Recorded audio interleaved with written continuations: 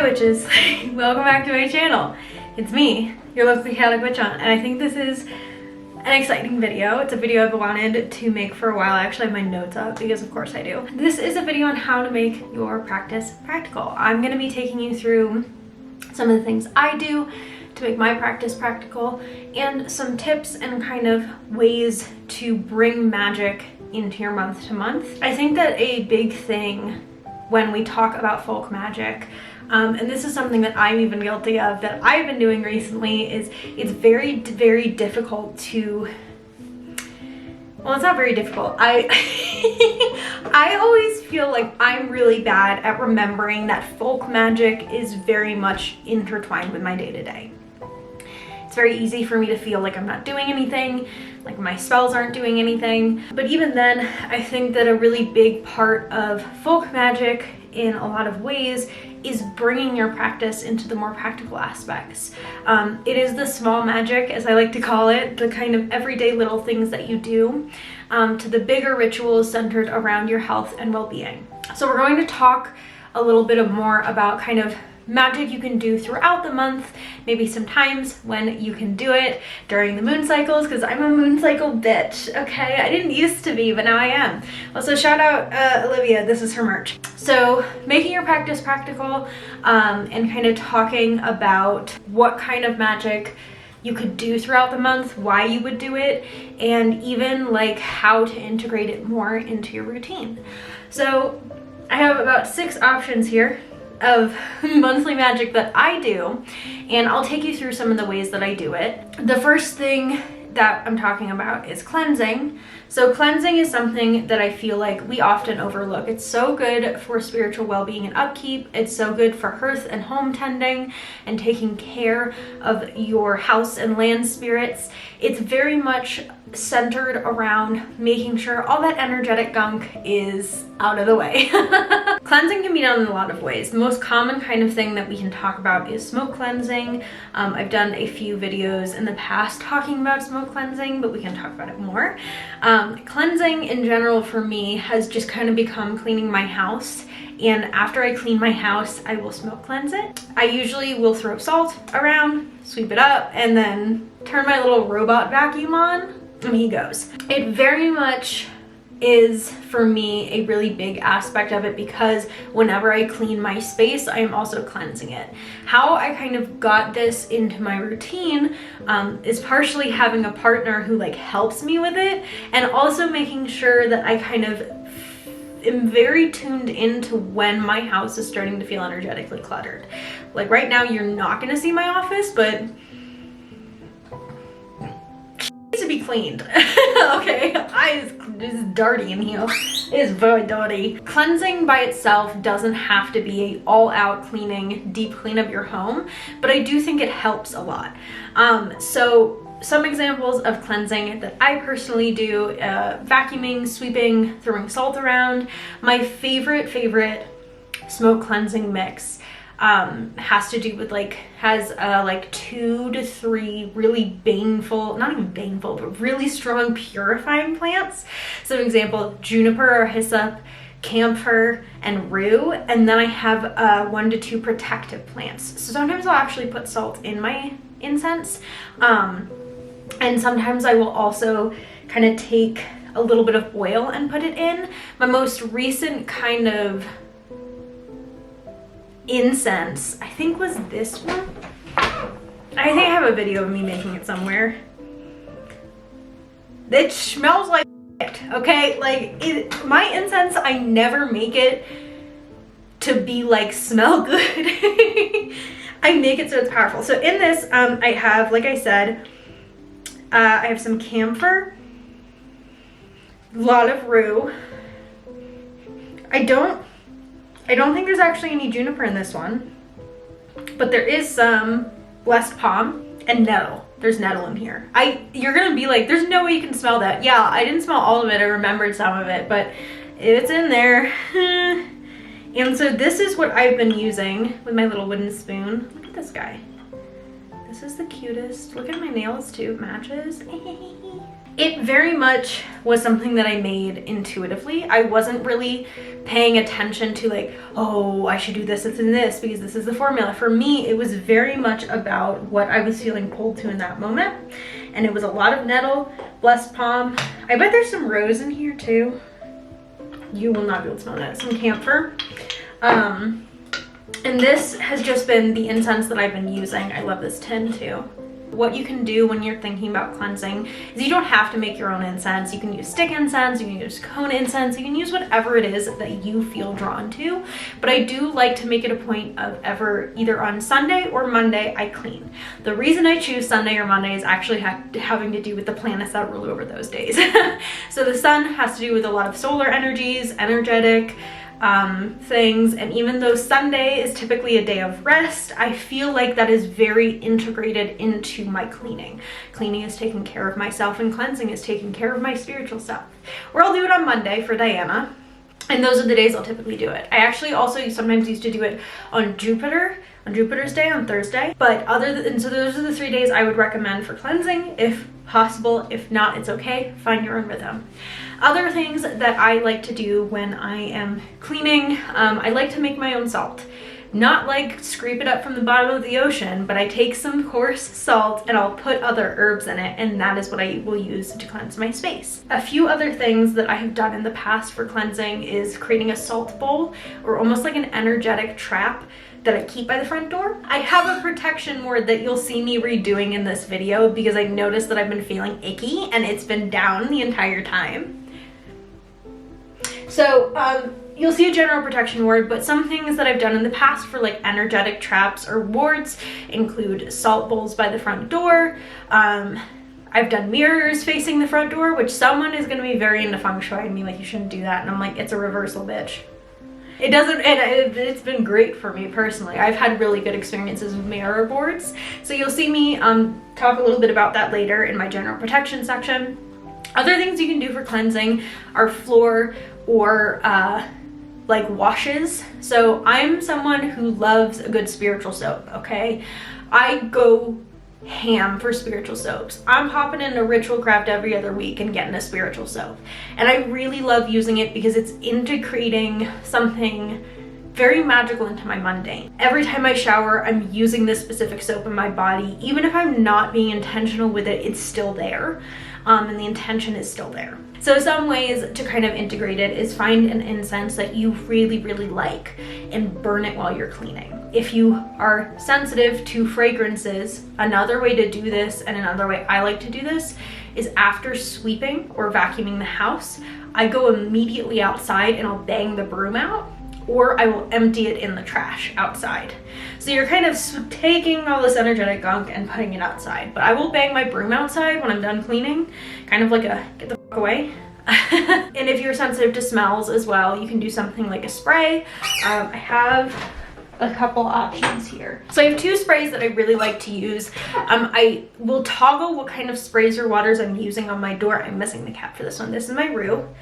So this is a homemade Rue water. This is also available in my shop if you want, or you can make my own. It has a hydrosol.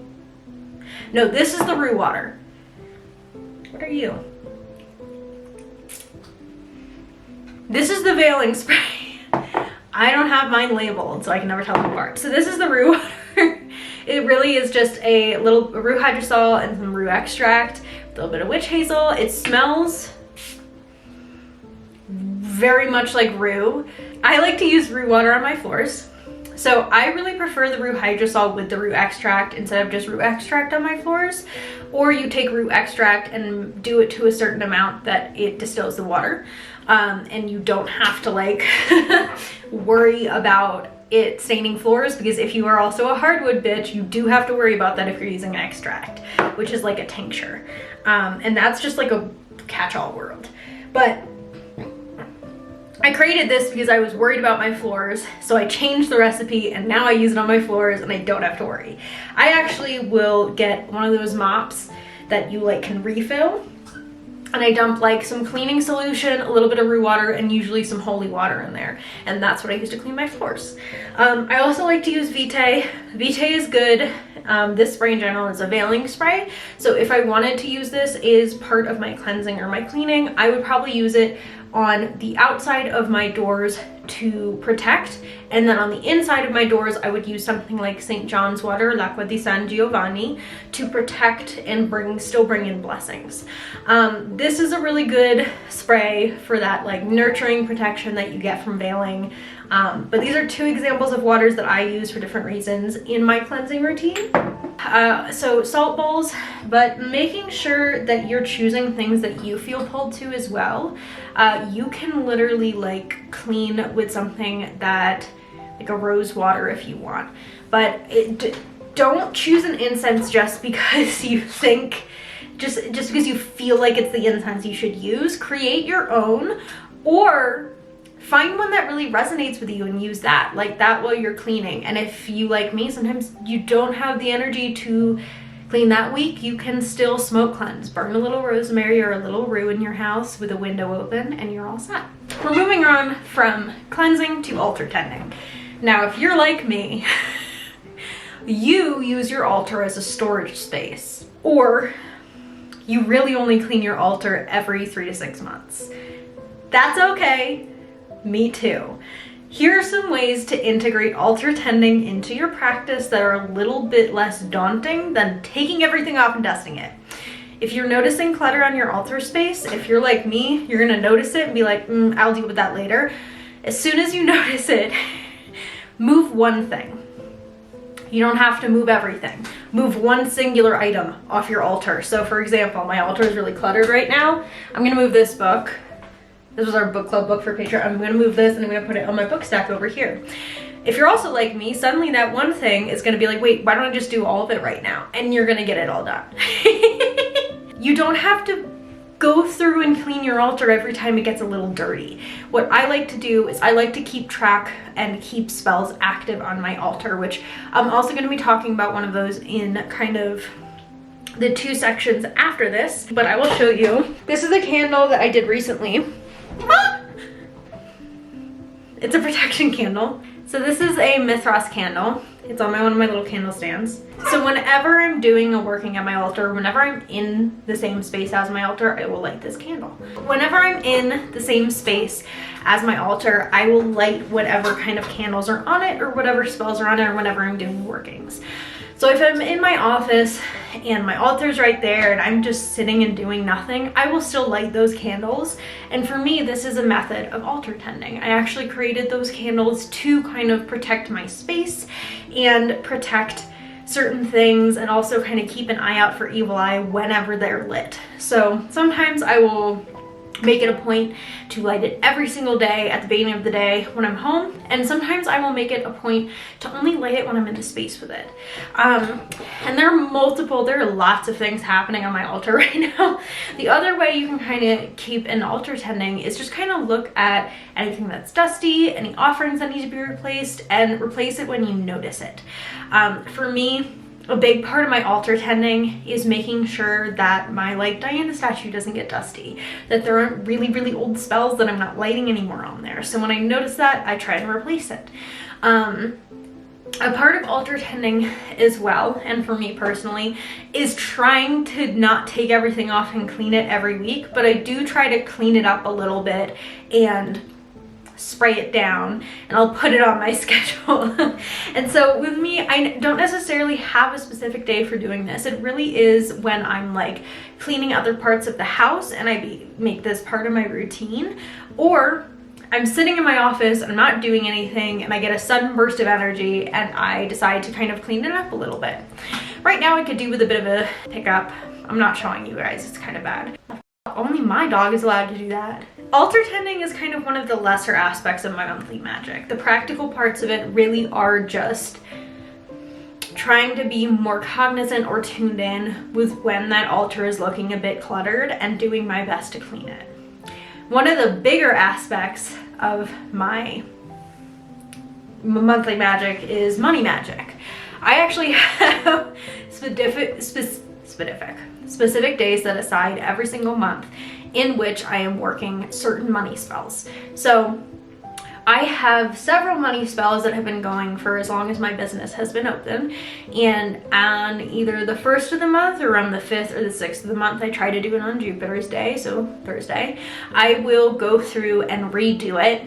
I will feed more petitions, I will feed spirits, I will redo a candle if need be, or I will just kind of re-anoint certain things and re-pledge to the money spirits that have helped me become successful.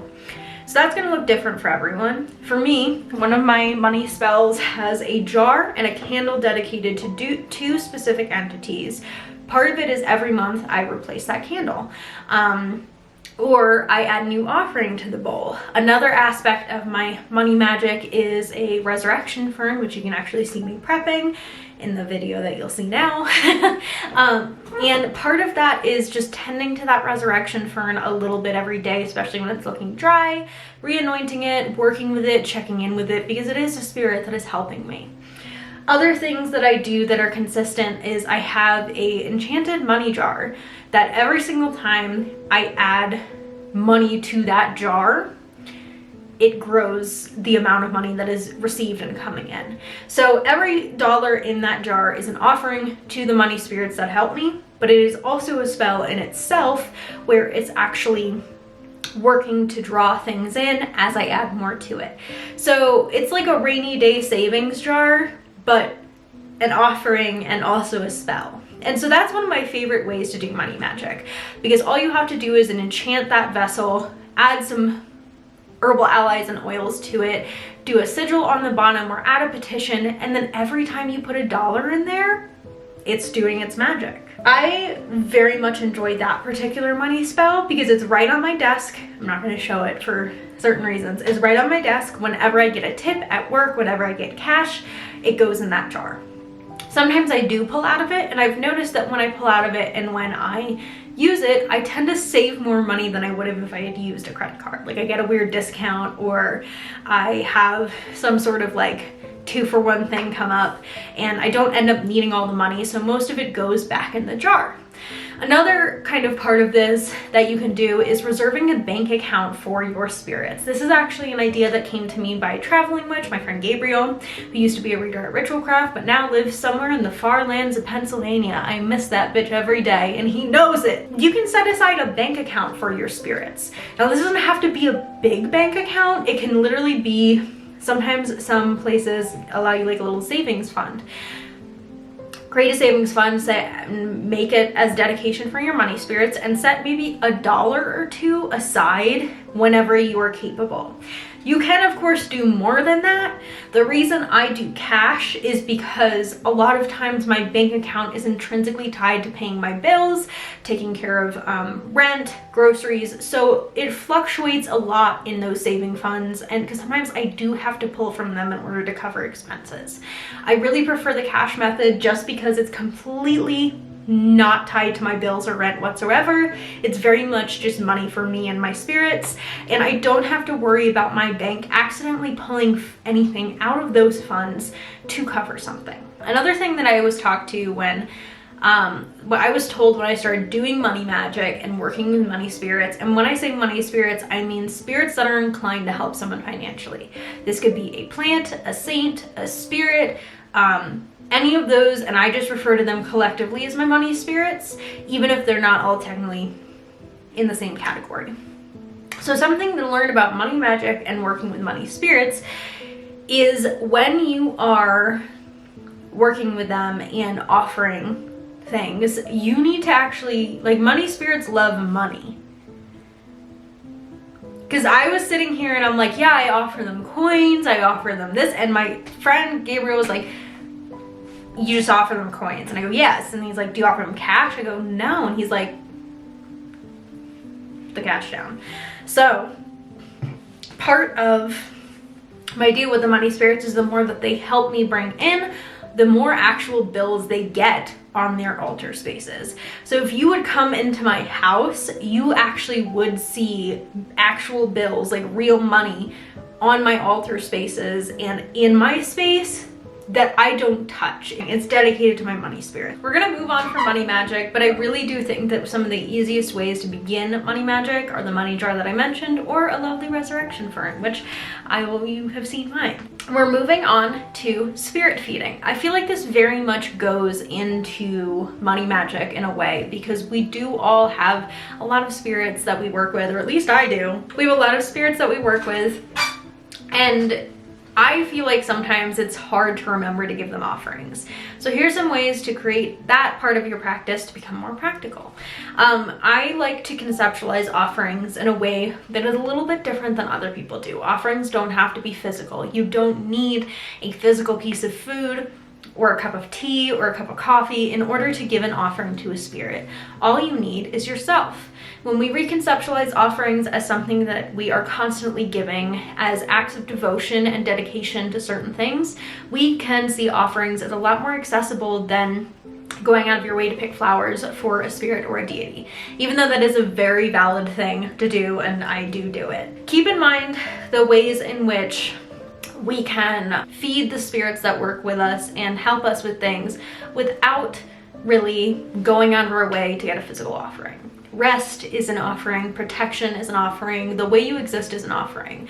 Sometimes I cook dinner just for myself and my partner, but I dedicate the dish to my ancestors. Sometimes I take a nap and I dedicate it to a certain spirit who probably needs me resting a little more. I dedicate my time outside to certain plant spirits that I tend to in my garden, or the fox spirits that I work with in the animal magic that I do.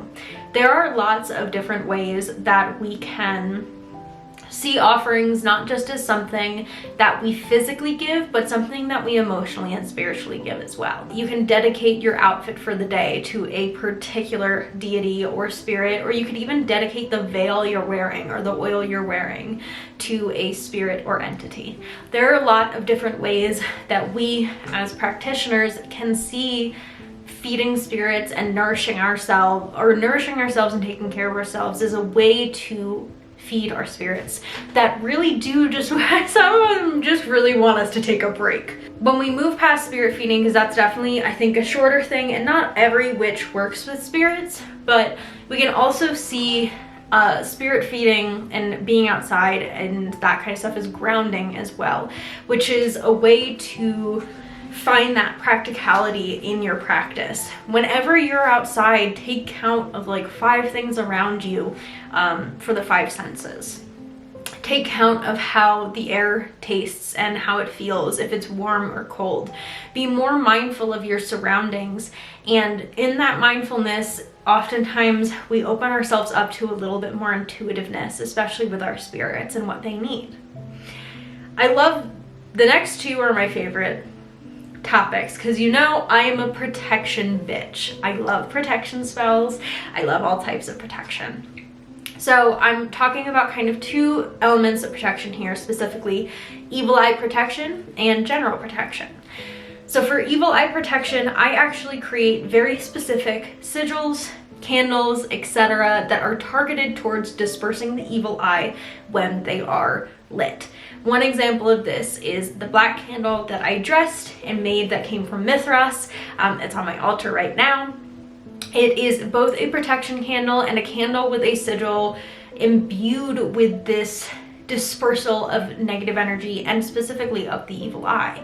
Every time I light it, whatever evil eyes are around, they go away. The concept of the black candle comes from D. Norman's Burn a Black Candle. Creating something like a sigil or taking kind of a traditional amulet like a nazar, a mano figo, a mano cornuto, depending on your practice, and enchanting it to specifically protect a particular space or yourself, and then hanging it in your home are great ways to incorporate evil eye protection into your day-to-day practice. A lot of times there are certain particular superstitions around how you get these amulets as well. In my tradition, they have to be gifted. So all of the nazars, the manoficos, the manocornutos that I wear that I imbue with that protection element were gifted or were sent to me from someone. Other ways to kind of protect from the evil eye that come from my tradition, including carrying red coral with you, a contro, like a brevi bag, a protective charm bag, or even something like a sprig of rue around your space. When we talk about evil eye protection in general, we can also expand this into herbal allies that defend against the evil eye. Planting them in your home, around your home, or having them just kind of around. So an example of this for me is rue. I grow rue every year. This is my second year growing it. And whenever I have her, I keep her in the back, but she is planted with that intention of protection. Similarly, there are certain plants that I will place in the front of my yard that I work with to protect the home from evil eye, but also general protection, which is where plants come in as well. Certain things like rue water, like we talked about earlier, I also incorporate into my everyday for evil eye protection, or I will use an oil in the back of my neck. A lot of times my evil eye protection isn't kind of very ritualized. It's just little things that I do every day. You will always see me wearing some sort of mano figo or mano cornuto on my ears. I am always wearing a cornicello, and I am always putting a little bit of my curse breaker oil in the back of my neck and rue water on my veil. Another way I deal with this is by wearing charm bundles under my veil, which I don't have any right now, but you flip it up, you pin it like right here. Charm bundles are particularly one of my favorite things about to use for evil eye protection, because you really can just wear it anywhere and no one will know. The goal with charm bundles is to have a batch of apotropaic charms or protective charms, such as the mano cornuto, mano figo, coral, or a saint meadow. Those are specific to Italian American practices, but you can find some in your own practices as well. And then you take a pin, you pin it either under, for me it's my head covering, but if I'm not wearing a head covering that day, I will pin it on the inside of my shirt, in my jacket, anywhere. This tradition too can be extended to brevi bags and protective charm bags, because the goal for them, at least in Italian American folk magic, is for them not to be seen. So when you're pinning, I don't know if I have a charm, I definitely have a charm bundle around. I don't, I lied. The goal for the charm bundles, as well as like a brevi bag, is just kind of hiding it and pinning it inside of something to make sure that no one sees it and it's close to your skin and protecting you. That is one of the biggest things that I do for evil eye protection on a daily basis. I'm always wearing a charm bundle. I'm always having some sort of oil or water on me, as more so when I leave the house or when I go into a metaphysical or spiritual space. When we talk about dispersals, a candle spell or a black candle spell is a fantastic way to do this. The way that I did it with mine, especially with the beeswax pillar candle from Mithras, is I actually drew a sigil on the top that is geared toward protection. Then I made a particular sigil geared around protecting and dispersing the evil eye. From there, I added some protective herbs, some rue water, I anointed it with oil, and I actually lit it and still light it with the intention of dispersing that evil eye. Now this sigil can look whatever the way you want. I personally chose like an eye because I felt like it was appropriate, and that is now a sigil that is being charged by multiple candle spells with the intention of dispersing evil eyes. Other ways that are more traditional of dispersing evil eyes are throwing salt around and carrying it up. That's kind of like a folk exorcism. You can do a shower or bath or like a pulizia, a cleansing, and that will disperse the evil eye. And the most traditional methods, of course, are the oil and water, which I am not actually going to be sharing here. If you're curious on whether or not you have an evil eye, I plan to make a video talking about how to tell if you have the evil eye. So if you're interested in seeing that video, let me know in the comments. I've also talked a lot about evil eye protection in the past, and you can check out that video and take a look. So moving from evil eye protection, we're talking about general protection. Now, for me, I do a lot of evil eye protection because my tradition and practice and culture very much includes the evil eye in it. It is a big part of Italian American superstitions and culture, is that protection against the evil eye. Past the evil eye, mal occhio or bad eye, we also have spells like jettatore, fattore, invidia, legatore, which are all different words and names for different types of kind of more malefic, baneful magic. Legatore would be referring to binding, fattore, death curses or invoices. They can also be love invoices. We also have jettatore, which are intentional evil eyes, and invidia, which is envy. Sometimes these are used interchangeably with something like a purposeful hex or a purposeful evil eye. Sometimes they have completely different meanings depending on the region you go to, so keep in mind that my definition of them may not be the same for everyone who talks about them. The reason we do general protection is because, yes, the evil eye can cause a lot of harm and it can get you in a point where you're kind of in a bit of a rut, but at the same time, that general protection is just making sure bad shit doesn't happen. And for me, my general protection tends to take the form of wards against negativity, against jealousy, against bad luck.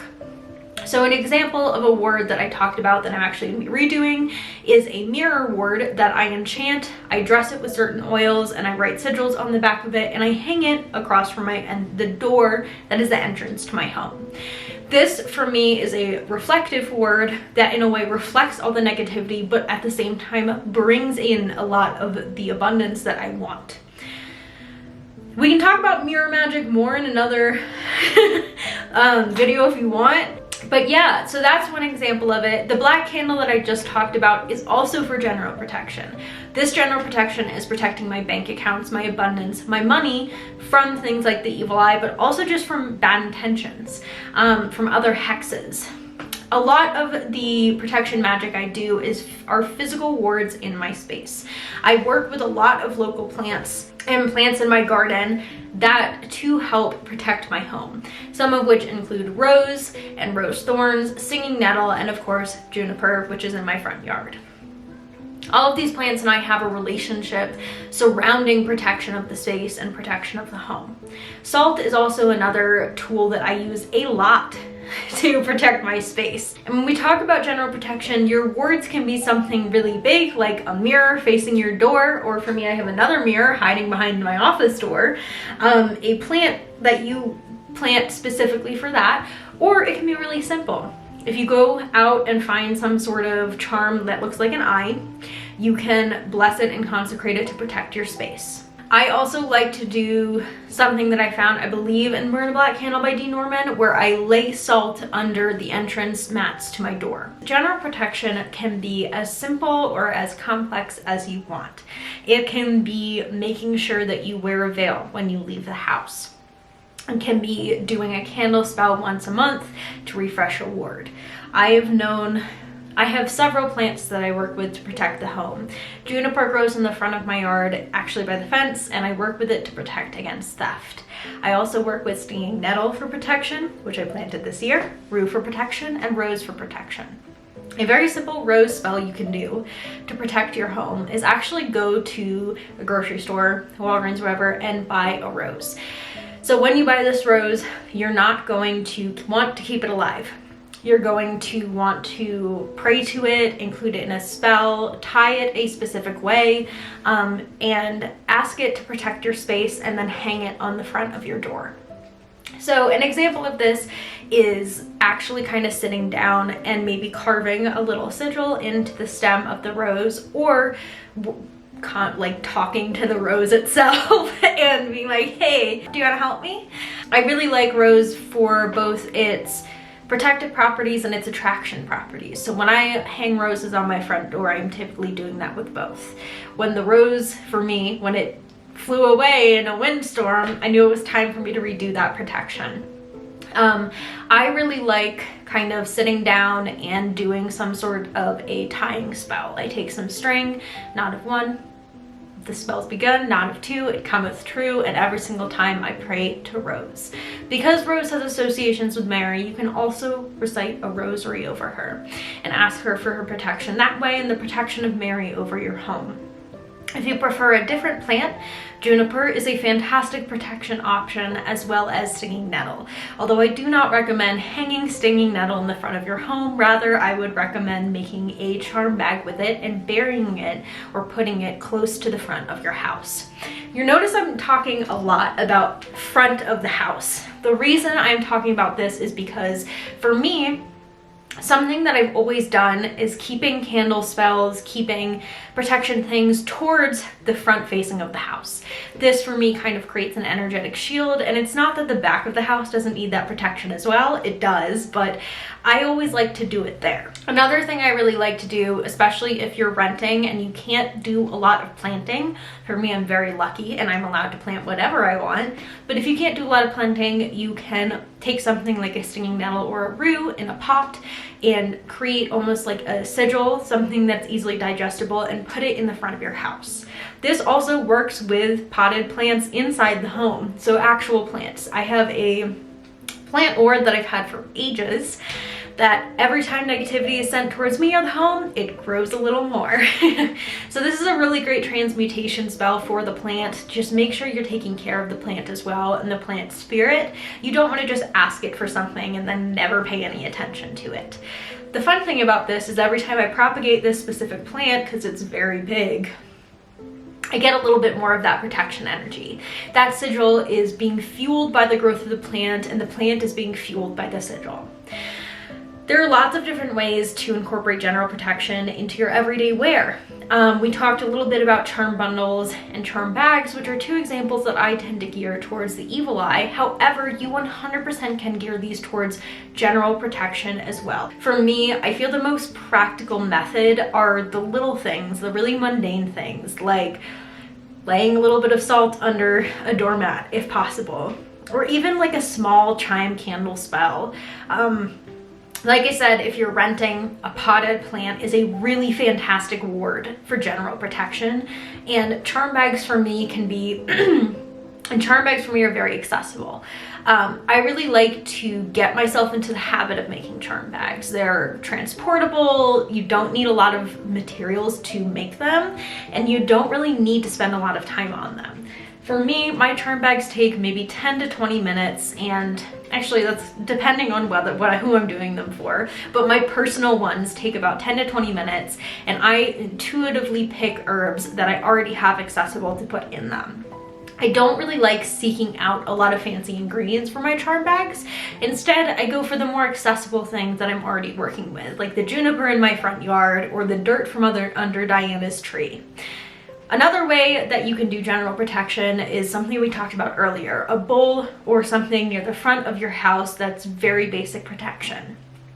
If you're unable to bury anything or you don't have a yard to bury anything in, doing a spell jar and placing it near the front of your home, or creating a hanging charm like the one Olivia made for me in our protection spell video, both of those are really great ways of adding protection to your space without really needing to do much. You can take them down whenever you need, and you aren't really digging up the yard, or if you don't have a yard, you're not needing to dig anything up.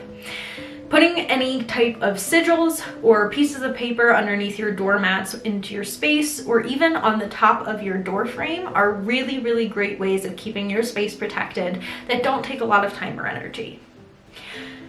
Now that we've kind of talked through all these different aspects of monthly magic, the main thing to take away from this video and how to make your practice practical is doing what works for you.